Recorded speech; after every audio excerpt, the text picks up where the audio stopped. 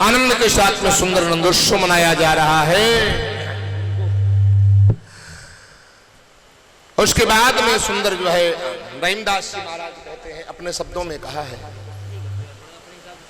कि देन कहे करतार जिन्हें सुख सो की रही मटरे नहीं तारे,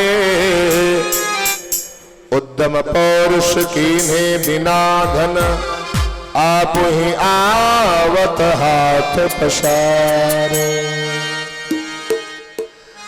देव हंसे अपने अपना विधि के कर्तव्य न जाई निहारे। बोले हुआ क्या? बोले देखो तो बेटा भयो वसुदेव के धाम, पर दुंद भी बाजे नंद के द्वारे। कहां बेटा पैदा हुआ और कहां उत्सव मनाया जा रहा है। अर्थात एक और आपको बताऊं, भगवान के प्रिय संतों ने नंद बाबा को वचन दिया था, यशोदा को वचन दिया था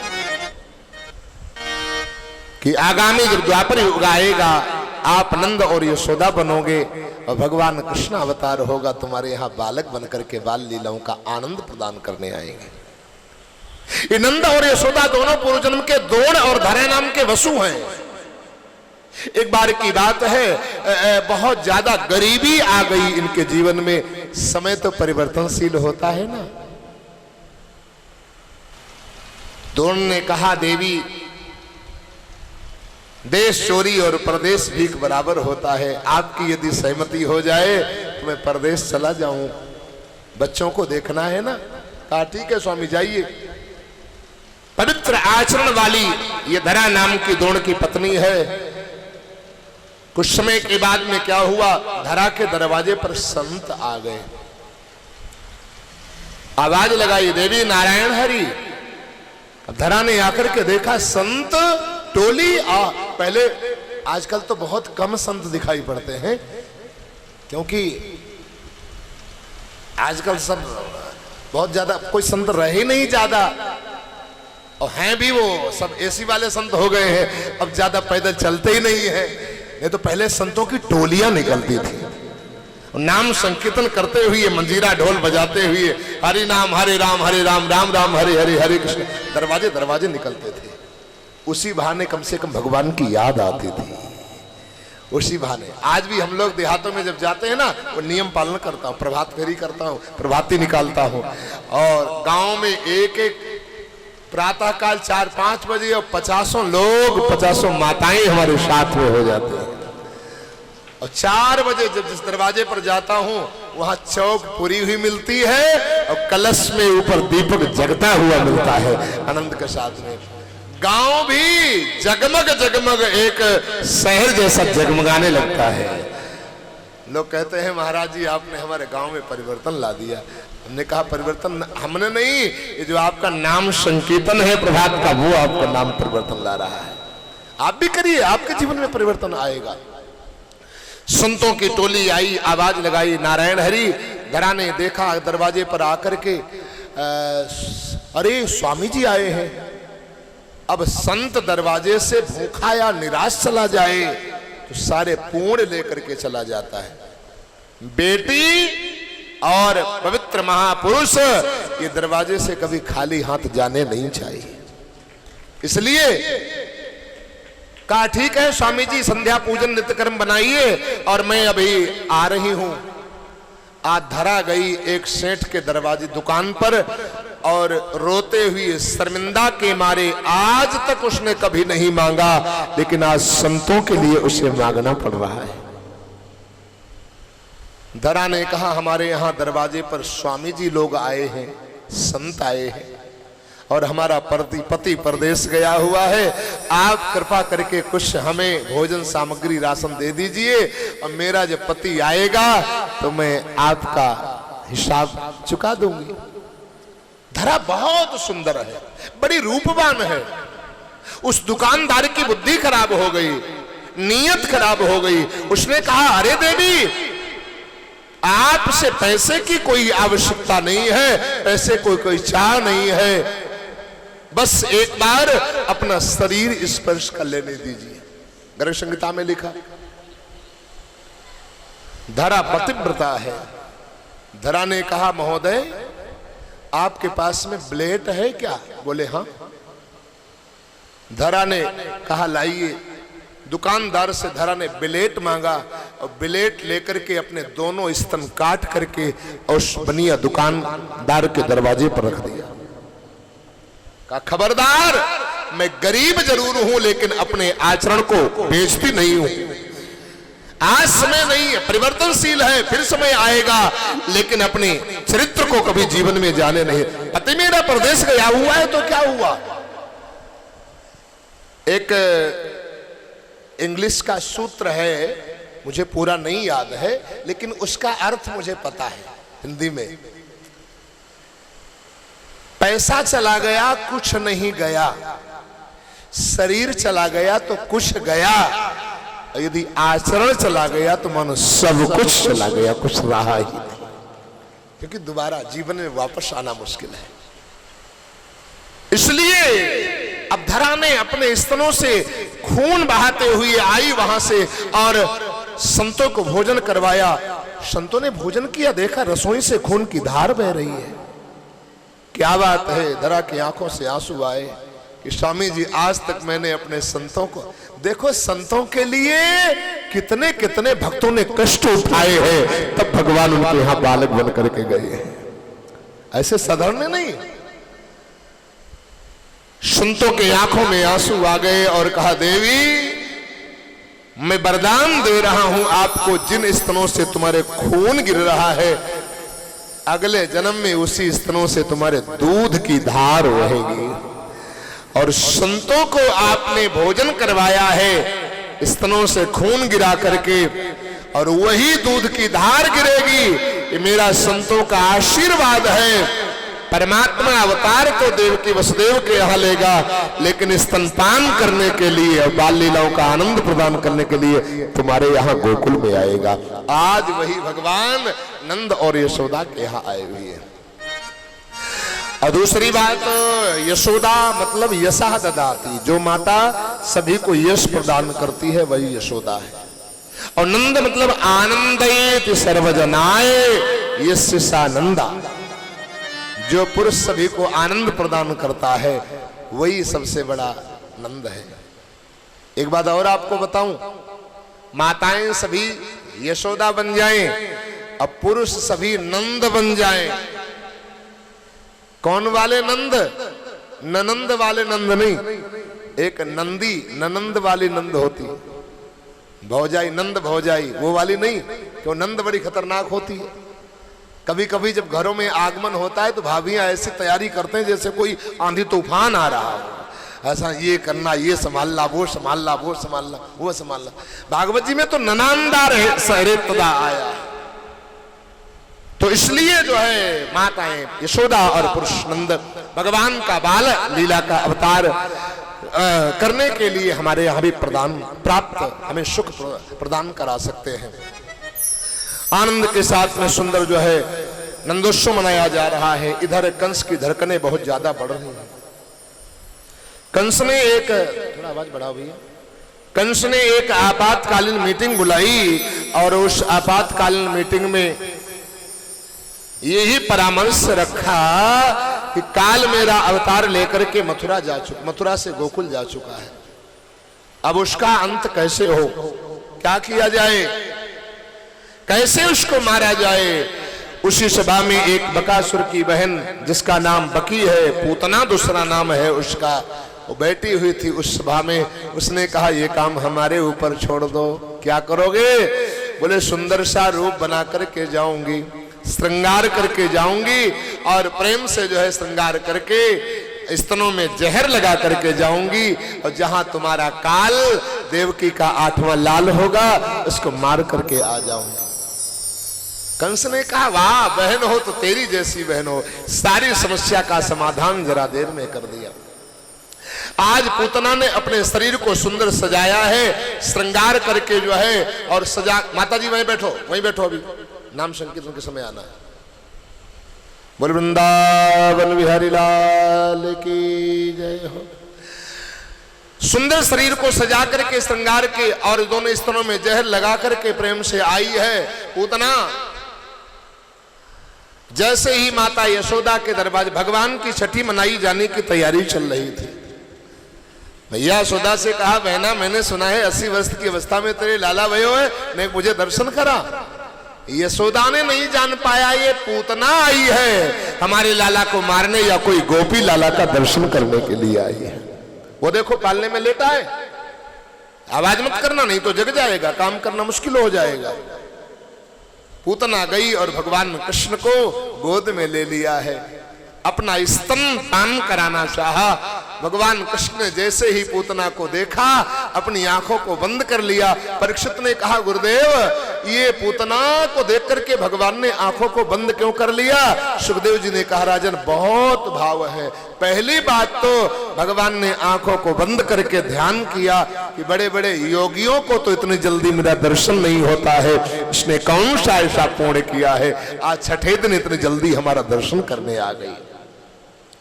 क्योंकि भूली हुई बात जब हम ध्यान करते हैं ना तो आंखों को बंद करके आंखों को बंद करके देखा, हाँ ये पूतना कोई दूसरी नहीं है, ये पूतना रत्नमाला है, बलि की पुत्री है। जिसमें 52 अवतार लेकर के भगवान बलि के यहाँ 3 पैक पृथ्वी मांगने के लिए गए थे तो भगवान इतने सुंदर लग रहे थे। आहा काछ भी मैं बरनो 52 की सुर मुनि देख ल जाए, जब प्रभु बलि घर मांगन आए। तो रत्नमाला ने देखा, वाह कितना सुंदर सलोना बालक है। माताएं जब दूसरे के बच्चे को देखती है ना, सुंदर यदि बालक है तो फिर उसको गोद में, माताओं या पुरुष गोद में ले लेते हैं। डर लगा रहता है, ऐसा ना हो कहीं छिछी कर दे, कहीं सुसु कर दे। लेकिन ये दूसरे बालक में डर लगता है, अपने बालक में कभी डर नहीं लगता है। अपने बालक में कभी शर्म नहीं आती, लाज नहीं आती, संकोच भी नहीं लगता है। यही कारण है माताएं भोजन भी करती रहती हैं। और कदाचित बच्चा छोटा हो और गोद में नाक वाला आइटम बहा रहा हो तो कई माताएं ऐसा हाथ लगाती जैसे शुद्ध देसी घी के डिब्बे में हाथ डाला जा रहा है, और साहब सड़बोड़ के उसको किनारे कर देंगे और बाद में फिर वही हाथ में भोजन करने लगे, क्योंकि वहां प्रेम ज्यादा होता है। प्रेम अपने में नहीं देखा जाता है। भगवान ने कहा, कोई बात नहीं, इस बार तो बाद में जाना, ये बालक नहीं है, ये तो बापों का बाप है। 3 पैक पृथ्वी में इसने मेरे पिता का सर्वस्व ले लिया। भगवान ने कहा, जाओ आगामी जब द्वापर युग आएगा तुम हमको स्तनपान कराने भी आओगी, हमको मारने भी आओगी, दोनों मनोकामनाएं तुम्हारी पूरी करेंगे। आज वही बलि की पत्नी रत्नमाला पूतना बनी है। भगवान ने सोचा, इसलिए आंखें बंद कर ली, जिस स्त्री का श्रृंगार सुंदर न हो, श्रृंगार सुंदर हो लेकिन हृदय सुंदर न हो, ऐसी स्त्री को कभी आंख उठा करके देखना नहीं चाहिए। ये पूतना का श्रृंगार बहुत सुंदर है, दूसरे लेकिन हृदय बड़ा गंदा है। इसलिए पूरा बाल घातनी, जो बाल हत्यारिणी हो, बालकों को मारने वाली हो, ऐसी स्त्री की ओर कभी आंख उठा करके देखना नहीं चाहिए। आइए पधारिए। ऐसे स्त्री की ओर कभी आंख उठा करके देखना नहीं चाहिए। बोल वृंदावन बिहारी लाल की जय। इसलिए भगवान ने आंखों को बंद कर लिया है। भगवान के लिए श्रृंगार की यदि आवश्यकता है तो हृदय का श्रृंगार होना चाहिए। और दूसरा भाव इसलिए भगवान ने आंखों को बंद कर लिया है, जो स्त्री बाल हत्यारिणी हो ऐसे को भी आंखों को खोल करके नहीं देखना चाहिए। और दूसरा भाव एक और है, ये विषपान कराने आई है, और विषपान करना ये देव की बात नहीं है। विषपान तो वही कर सकता है जो देव नहीं महादेव है। माने आंखों को बंद करके अपने भगवान महादेव का ध्यान कर रहे हो। बाबा आइए, ऊपर ऊपर का विष आप पान कर जाओ और नीचे नीचे का दूध मैं पान कर जाऊं। भगवान शिव चल दिए, पार्वती ने कहा बाबा कहां जा रहे हो? शंकर जी ने कहा देवी थोड़ा विष पी आवे तब आवे। पार्वती ने कहा हमें दो चार बातें बताए जाओ और फिर बाद में खूब विष पियो जाकर के। अभी अभी आ रहा हूं वापस, जो पूछना हो पूछ लेना। पार्वती ने कहा कहां जा रहे हो? बोले विषपान करने जा रहा हूं देवी। विषपान का परिणाम क्या होता है? बोले विषपान का परिणाम मृत्यु होता है। अच्छा, तो आप वापस कैसे आ पाओगे? भगवान शिव ने कहा पागल, विषपान तो करूंगा लेकिन विष का पान अकेले नहीं, अपने इष्ट देवता राम के साथ में जोड़ करके तब विश्राम का पान करूंगा। अब विष को राम के साथ में जोड़ो, बोलो क्या बन जाएगा? विश्राम। वो विष हमारे लिए विश्राम बन जाएगा, जिस विश्राम का पान करके मैं सारे विश्व को विश्राम प्रदान करूंगा।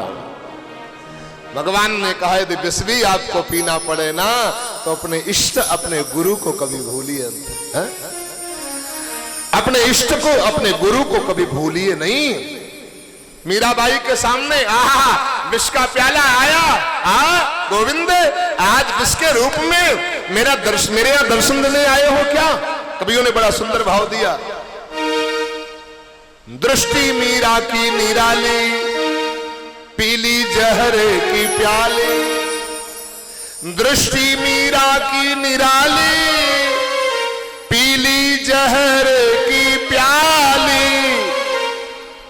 ऐसा गिरिधर बसाया हर श्वास में, किसी सूझ वाली आंख ने पहचान।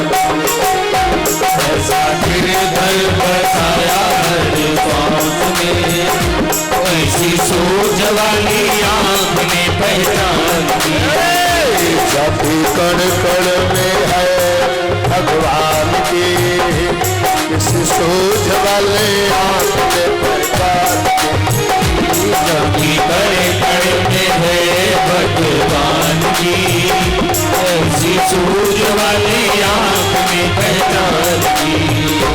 दृष्टि मीरा की निराली, दृष्टि मीरा की निराली, पीली जहर की प्याली। जहर की प्याली। ऐसा गिरधर बसाया हर श्वास में, ऐसा गिरधर बसाया हर श्वास में, किसी शोध वाले आंख में। गिरधर बसाया हर श्वास में, किसी सूझ वाली आंख ने पहचान की। जाति बड़े बड़े में है भगवान की, वैसी सूझ वाली आंख ने पहचान की। आओ आओ बलिहार प्यारे कृष्ण मुरारी, आओ आओ बलिहार प्यारे कृष्ण मुरारी। ऐसी छवि छिपाई है आपने। हमारे भाजपा नेता आदरणीय श्री राजू मिश्रा जी का बहुत बहुत हार्दिक स्वागत मंगल कामना। कण कण में है भगवान की, किसी शोध वाले आंख की। ऐसी कण कण में है भगवान की, ऐसी सूझ वाली आंख ने पहचान की।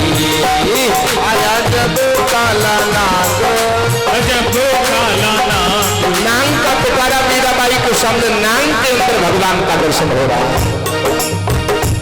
आया जब काला नाग, आया जब काला नाग, बोली धन्य मेरा भाग, बोली धन्य मेरा भाग। गिरिधर बसाया हर श्वास में, आप आए हो सांप के निवास में, किसी सोच वाले भगवान की। जाति कण में है भगवान की, ऐसी सोच वाली आंख में पहचान की। जब जरे में है भगवान की, ऐसी सोच वाली आंख में पहचान की। भगवान की, ऐसी सोच वाली आंख में पहचान। इसमें भी अमृत हो जाए, दुश्मन मित्र बन जाए। रामायण में लिखा, गरल सुधारिपु करे मिताई, गोपद सिंधु अनल शीतलाई, गरुण सुमेरु रेणु समताही, राम कृपा करी चितवा जाए। परमात्मा के जो अनुकूल हो जाए अथवा परमात्मा जिसके अनुकूल हो जाए। एक बात और आपको बता दूं, भगवान कभी किसी के प्रतिकूल होते ही नहीं है। ये जीव ही कभी कभी ऐसा गड़बड़ी कर देता है, दुर्भाग्य के बस, जो कभी अनुकूल हो जाता है और कभी प्रतिकूल हो जाता है। कभी अनुराग है, कभी बैराग है, यहां बदला है माली वही बाग है। मेरी चाहत की दुनिया बसे ना बसे, मेरे दिल में बसेरा तेरा चाहिए।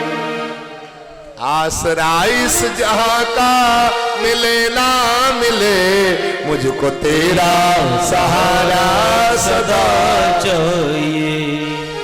कभी तो हम लोग माला वाला ले लेते हैं, नहीं नहीं भाई, दुनिया में भगवान भी है, उनका भजन करना चाहिए। और कभी कभी माला वाला फेंक देते, नहीं नहीं सब बेकार, भगवान कुछ है ही नहीं।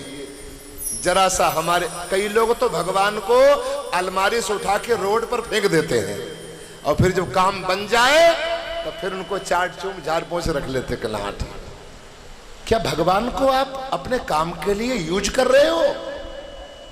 अरे राम राम राम राम, मां स्वार्थी। अरे माँ बाप को लोग यूज कर लेते हैं, माँ बाप को यूज कर लेते हैं लोग।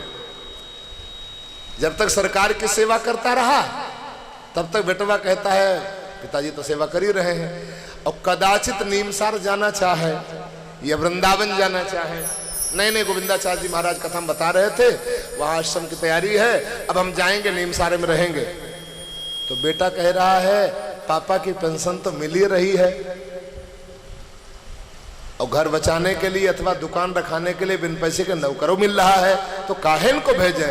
अरे पापा बुढ़ापे में कहाँ जाओगे, घर ही में रहो, भजन करो।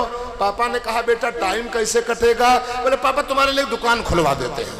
ले बड़ा स्वार्थी, तुरंत दुकान खुलवा देते हैं ताकि पापा दुकानदारी भी करते रहेंगे, पेंशन तो मिल ही रही है और प्रेम से सेवा भी चलती रहेगी, दूध भी ले आएंगे, बच्चे को भी कभी स्कूल से ले आएंगे, छोड़ आएंगे। ऐसे यूज किया जाता है कभी कभी। अब लो निशानी अब ना नशा हो। तुमने जो लोग कहते हैं 60 साल के बाद में जो कहते हैं हमारे न रहने के बाद में पता नहीं हमारे बच्चों का क्या होगा, हमारे बिटिया का क्या होगा, बेटवा क्या होगा, हमारी पत्नी क्या होगा, उनसे हम कहते हैं कभी तुमने अपने लिए सोचा कि हमारे रहने के बाद में हमारा क्या होगा? अब सबके लिए तुमने बहुत सोच लिया, अब अपने लिए सोचो।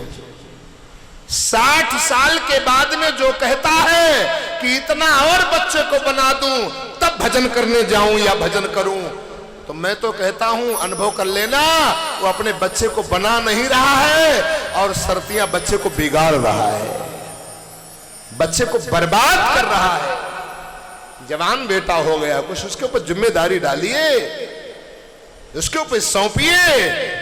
आप ही सबके विधाता हो, कब तक विधाता बने रहोगे?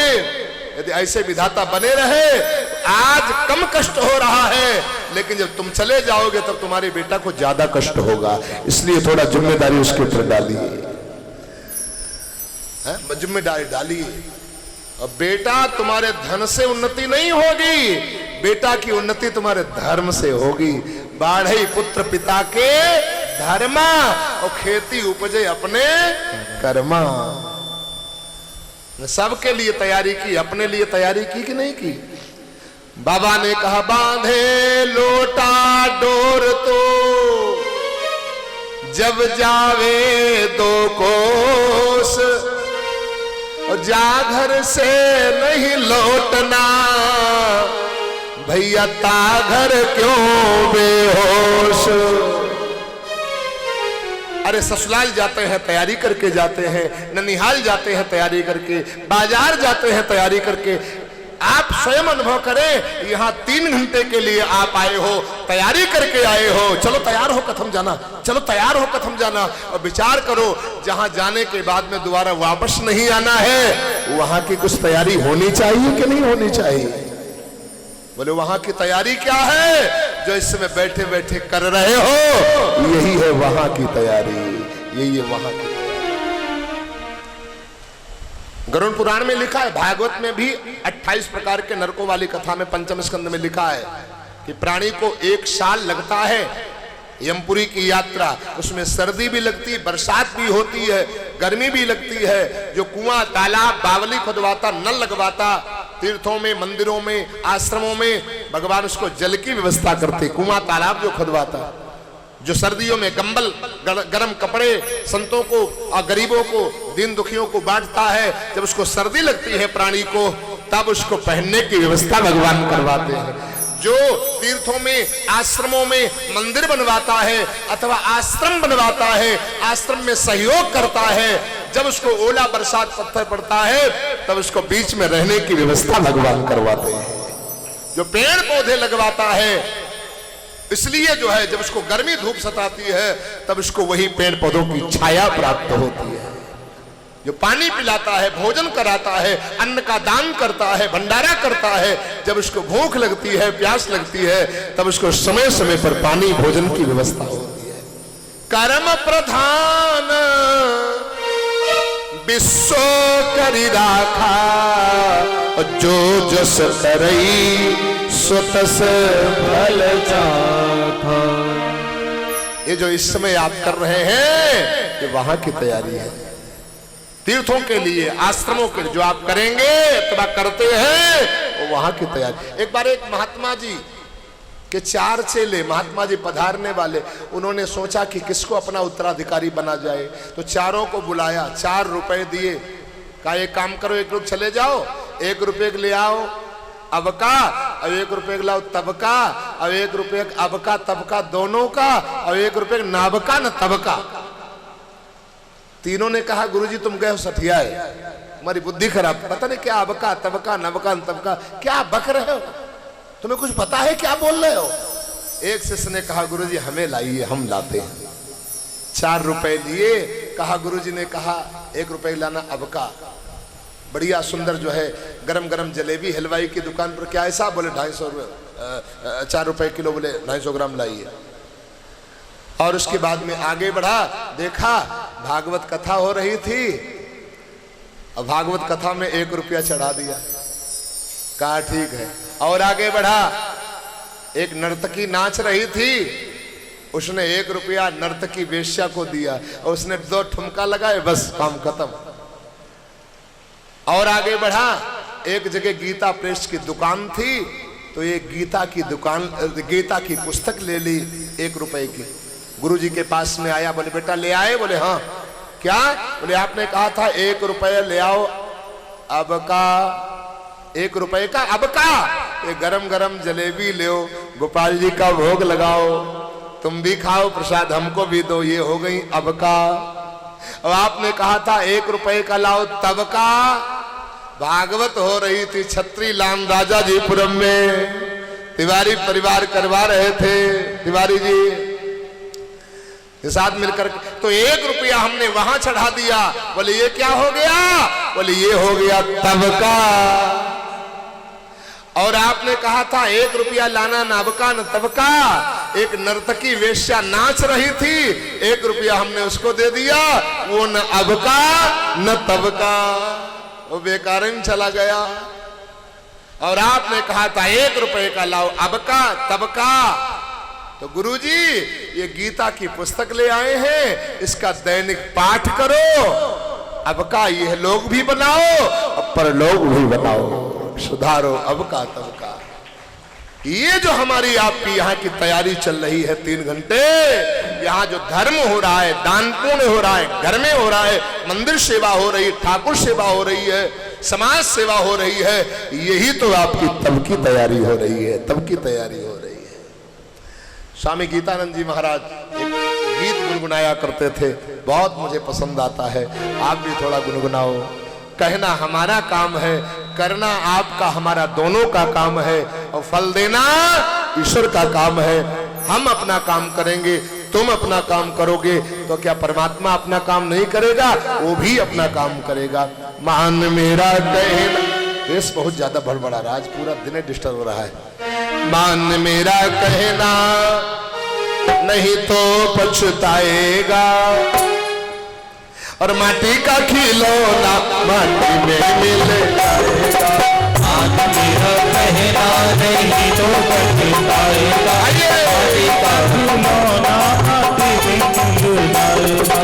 मान मेरा कहना नहीं तो पछताएगा, माटी का खिलौना माटी में मिल जाएगा। मान मेरा कहना नहीं तो पछताएगा, माटी का खिलौना माटी में मिल जाएगा। सुंदर रूप देख कर भूला, सुंदर रूप देख कर भूला, सुंदर रूप देख कर भूला, सुंदर रूप देख कर भूला। धन यौवन के मद में भूला, धन यौवन के मद में भूला। एक दिन हंसा अकेला उड़ जाएगा, एक दिन हंसा अकेला उड़ जाएगा, माटी का खिलौना माटी में मिल जाएगा। मान मेरा कहना नहीं तो पछताएगा, माटी का खिलौना माटी में मिल जाएगा। अरे मान मेरा कहना नहीं तो पछताएगा, माटी का खिलौना माटी में मिल जाएगा। मेरा कहना नहीं तो पछताएगा, माटी का खिलौना माटी में मिल जाएगा।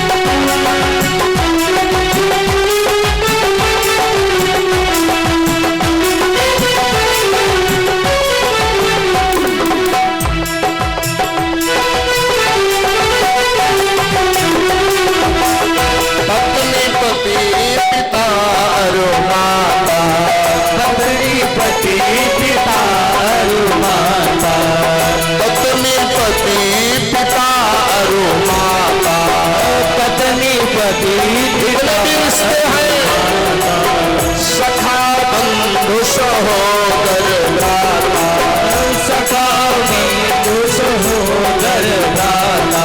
क्षण भर में नाता, क्षण भर में नाता यहीं पे छूट जाएगा, माटी का खिलौना में मिल जाएगा। क्षण भर में नाता यही छूट जाएगा, माटी का खिलौना माटी में मिल जाएगा। मान मेरा कहना है तो पछताएगा, माटी का खिलौना माटी में मिल जाएगा। आइए भैया उनका दे सकते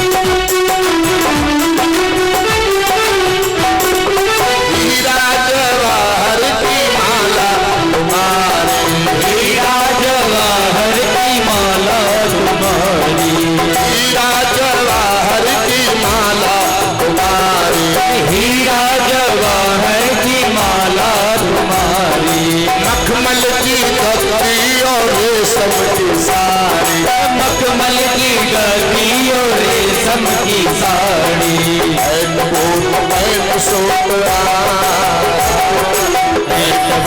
पैंट सूट यही छूट जाएगा, पैंट बूट पैंट सूट यही छूट जाएगा, माटी का खिलौना माटी में मिल जाएगा, कान मेरा कहना नहीं तो पछताएगा, माटी का खिलौना माटी में मिल जाएगा, कान मेरा कहना नहीं तो पछताएगा, माटी का खिलौना माटी में मिल जाएगा।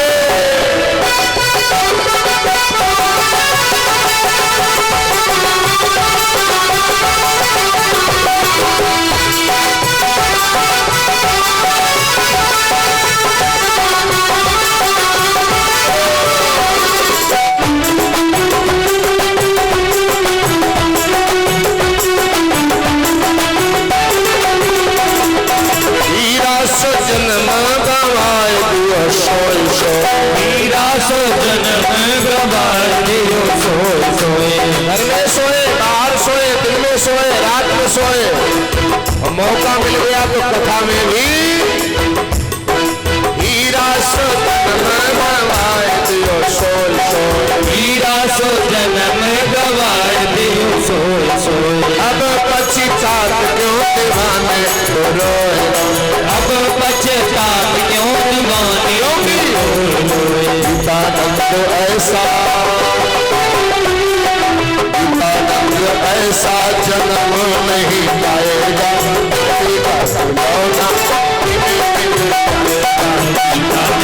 ऐसा जन्म नहीं पाएगा, पानी का खिलौना मेरा कहना नहीं तो पछताएगा, पानी का खिलौना माटी में मिल जाएगा, मेरा कहना नहीं तो पछताएगा, पानी का खिलौना माटी में मिल जाएगा, पानी का खिलौना माटी में मिल जाएगा, पानी का खिलौना माटी में मिल जाएगा।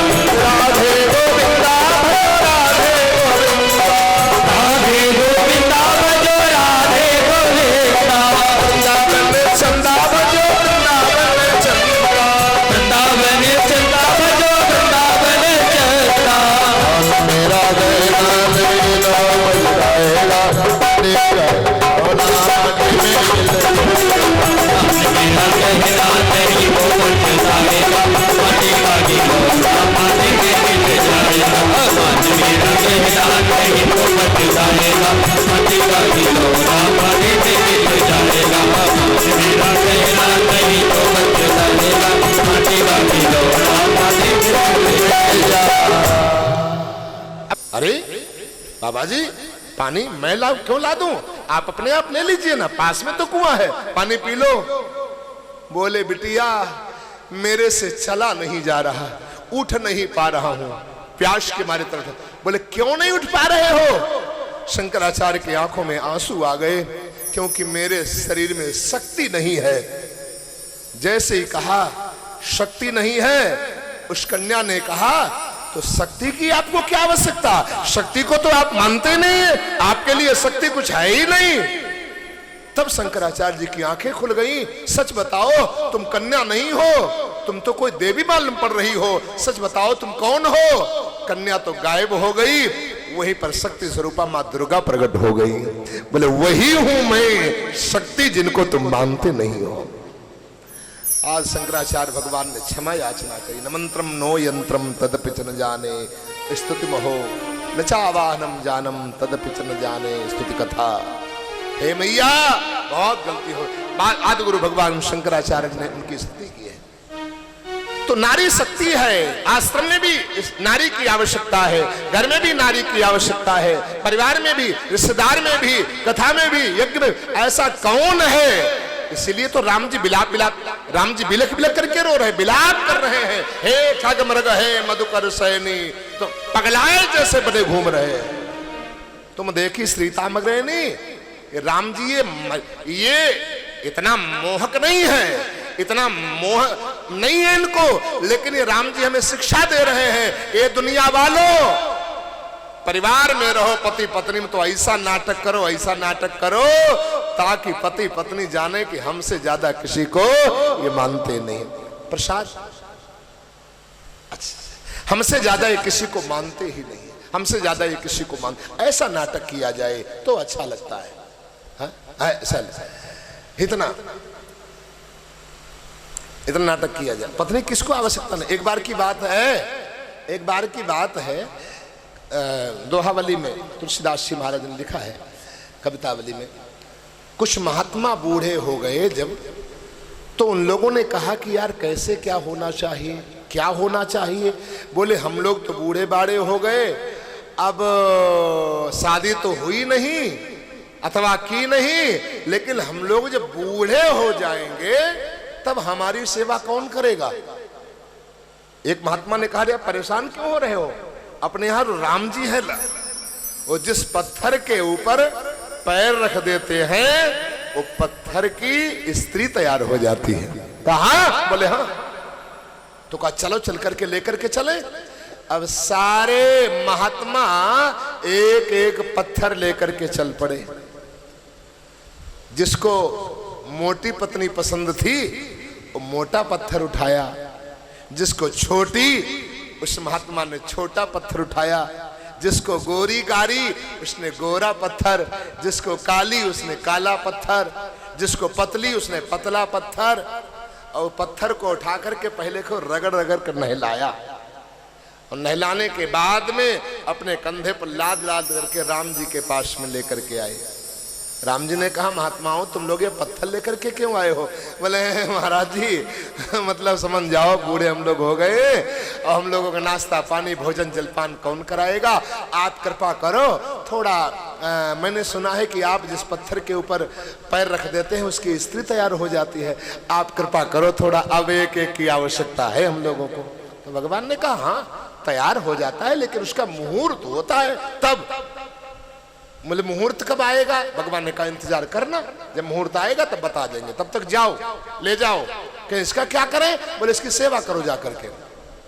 अब जितने गोरे मोटे पतले काले पत्थर उठा के ले गए थे उनको खूब महात्मा लोग रोज रोज साबुन लगा के रगड़ रगड़ नहलावे, कहे पत्नी बनेगी, खूब पानी पिलावे, खूब झूठा भोगे लगावे, और अपने पास में उस पत्थर को लेटावे, क्यों इतना लगाव हो गया, तो पत्नी बनेगी ना। धन्य है। थोड़े दिनों के बाद में समय आया, मुहूर्त आया, क्या? जब सीता जी का हरण हो गया, राम जी बिलक बिलक करके सभी से पूछने लगे, चिल्लाने लगे, हे खग मृग हे मधुकर श्रेणी। महात्मा लोग गए, महाराज क्या सेवा करूं? तो महात्माओं ने कहा कि जाओ अब लेकर के आओ, जाओ अब लेकर के आओ। अब मुहूर्त अब मुहूर्त आ गया है, अब आप लोग जाइए, जाकर के लेकर के आइए। श्री राधे। एक सूचना कुछ लोगों को है, कुछ लोग मिलना चाह रहे थे कि महाराज जी आपके मिलने का समय क्या है? तो अपराह्न 3 बजे से 4 बजे तक का मिलने का समय होता है। यही कमरा जो कार्यालय वाला है, 3 बजे से अपराह्न दोपहर बाद 3 बजे से 4 बजे तक का मिलने का समय। और कुछ लोग भावुक बनके भावनात्माओं से कथा से प्रभावित होकर के कुछ जुड़ाव बदलाव आया। उन लोगों ने कहा महाराज जी मैं मंत्र लेना चाहता हूँ। कुछ लोगों ने बहन जी से संपर्क किया, कुछ लोगों ने मेरे पास में भी। तो उनके लिए मैं संदेश दे रहा हूँ। देखो, एक गुरु मंत्र होता है, एक नाम मंत्र होता है। जब तक पूर्ण परिपक्व न हुआ जाए तब तक नाम मंत्र लेना चाहिए। नाम मंत्र लेने के बाद में फिर 1 साल तक उसका खूब जप किया जाए, और फिर अपने विश्वास हो जाए कि हाँ अब हम जप कर सकते हैं, तो गुरु मंत्र लिया जाए। अथवा कोई परिपक्व साधक हो जिनको गुरु मंत्र या नाम मंत्र के माध्यम से भगवान की सेवा करनी है, जप करना है, अथवा गुरु मंत्र लेना है, वो 22 तारीख को यहाँ हवन होगा। 22 तारीख को यहाँ हवन होगा और भंडारा होगा। वही जो है प्रातःकाल 10 बजे उनका गुरु दीक्षा का कार्यक्रम संपादित होगा। उनको ध्यान कराया जाएगा कि कैसे ध्यान किया जाना है, कैसे आपको ध्यान करना है। वो ध्यान और मंत्र, कंठी, आसन, जपमाली आदि जो भी व्यवस्था है मंत्र आदि वो 22 तारीख को उनको होगा प्रातः काल 10 बजे। और पहले हवन होगा, हवन के बाद में पहले मंत्र होगा, पूजन होगा और उसके बाद में मंत्र का कार्यक्रम, हवन का कार्यक्रम होगा। बोले नारायण भगवान की, वृंदावन बिहारी लाल की जय हो। श्री राधे राधे गोविंद गोविंद राधे राधे राधे गोविंद गोविंद राधे राधे राधे गोविंद गोविंद राधे जय राधे राधे गोविंद गोविंद राधे गोविंद राधे गोपाल राधे गोविंद राधे गोपाल राधे घनश्याम राधे नंदलाल राधे घनश्याम राधे नंदलाल राधे श्री राधे राधे श्री राधे श्री राधे राधे गोविंद गोविंद राधे गोविंद भगवान की जय। भगवान ने पूतना का उद्धार किया है आंखों को बंद करके, शक्टासुर तृणावत का उद्धार करके भगवान का नामकरण हुआ। और उसके बाद में सुंदर बाल लीलाओं को भगवान ने किया, माखन चोरी लीलाओं को करते हुए, गौचारण की लीलाओं को करते हुए, वत्सासुर बकासुर आदि दैत्यों का उद्धार करते हुए ब्रह्मा जी का मोह दूर किया। उसके बाद में 7 वर्ष की अवस्था में मेरे गिरिराज गोवर्धन ने 7 वर्ष की अवस्था में छोटी सी उंगली कनिष्ठिका के ऊपर 7 केश के पहाड़ को धारण किया है। इंद्र के कोप से समस्त ब्रजवासियों को बचाया है। राधा रानी की कृपा हुई, 56 प्रकार का व्यंजन और भोग गिरिराज गोवर्धन को बगाया गया, भोग प्रसाद पवाया गया। सांसी खेल में 7 दिन 7 रात्रि व्यतीत हो गए। कौन कौन सी लीलाएं करी है और पूजन कैसे संपादित हुआ, उसके बाद में महारास की कथा गोपियों के साथ में महारास भगवान ने कैसे किया। और 16,108 भगवान के विवाह कैसे हुए, ये बड़े धूमधाम के साथ में कल पावन कथा प्रसंग में आप सभी लोग श्रवण करेंगे। कल भागवत जी का 6ठा दिन है, शेष और 2 दिन रह गए हैं। कई लोगों का तो अभी भी जू नहीं रेंग पाया होगा, पछताने को हो जाएगा, पछताने को। 6 दिन मात्र, 2 दिन मात्र रह गए हैं, कल और परसों। जो लोग अभी तक नहीं पहुंच